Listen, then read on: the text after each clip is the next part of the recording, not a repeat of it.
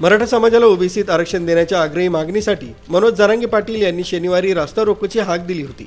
त्यांच्या या आंदोलनास पाठिंबा देण्यासाठी वणीतील सकल मराठा समाजाच्या वतीनं रास्ता रोको करण्यात आला। या रास्ता रोकोस दिंडोरी कृषी उत्पन्न बाजार समितीचे सभापती प्रशांत कड यांनी मार्गदर्शन केलं।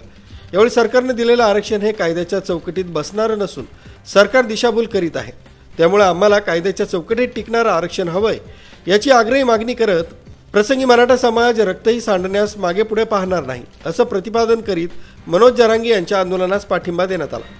राज्य सरकारने मराठा समाजाला 10% आरक्षण देण्याचा निर्णय घेतला, पण मनोज जरांगे पाटील यांनी हे आरक्षण फेटाळून लावत मराठा समाजाला ओबीसीत आरक्षण देण्याची मागणी केली आहे।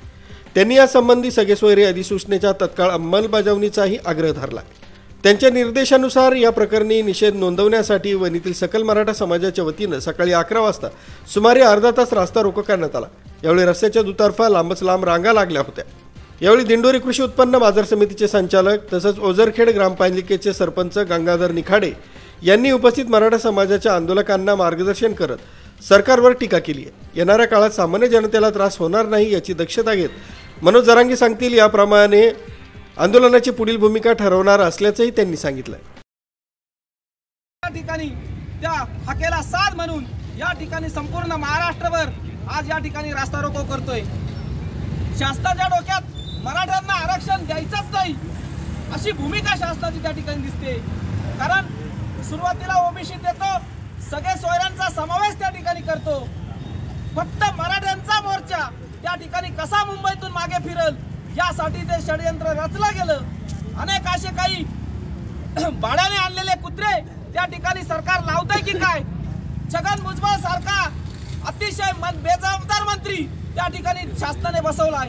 अनेक ठिकाणी मराठ्यांवर विरोधात बोलण्याची भूमिका तो भुजबळ करतोय आणि या भुजबळला अनेक मराठ्यांनी त्या ठिकाणी अनेक आंदोलनातून मागणी केली की यांना मंत्रिपदावर राहण्याचा अधिकार नाही, तरी सुद्धा शासन त्यांना सिक्युरिटी पुरवतंय। त्यांच्या मागे पोलिसांच्या गाड्यांचा ताफा त्या ठिकाणी ठेवला जातोय। म्हणजे शासनाची भूमिका नेमकी काय आहे? या ठिकाणी मराठ्यांना आरक्षण द्यायचंच नाही ही भूमिका शासनाची आहे।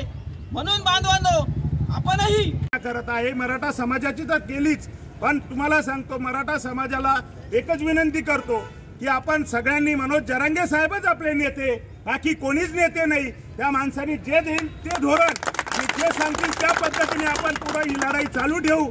त्यावेळेस आपलं रक्त जरी सांडलं तरी मागे हटायचं नाही, हेच मी या सगळ्यांच्या वतीने मी तुम्हाला हे करतो आणि थांबतो। जय हिंद, जय महाराष्ट्र। यावेळी सकल मराठा समाजाचे तालुकाध्यक्ष बाळासाहेब घडवजे, गणेश देशमुख, सचिन पवार, गणेश कड, राहुल मोरे, काका पवार, संजय कामाले, शशी मातेरे, शुभम खांडे, अमोल महाले, प्रवीण सोनवणे, सोनू परडे, सनी गोलांडे, राजू गोलांडे, नंदू महाले, सचिन कड, दादा पवार, विठ्ठल धोंगडे, सचिन गायकवाड, दिंडोरी तालुका मेडिकल असोसिएशन सदस्य प्रवीण कड, प्रवीण गायकवाड, निखिल महाले, किरण पानसरे, राजू महाले, किरण पानसरे, विजय गोरे, हर्षल कड, रिंकू पाटील आदींसह शेकडो मराठा समाज बांधव रास्ता रोको आंदोलनात सहभागी झाले होते।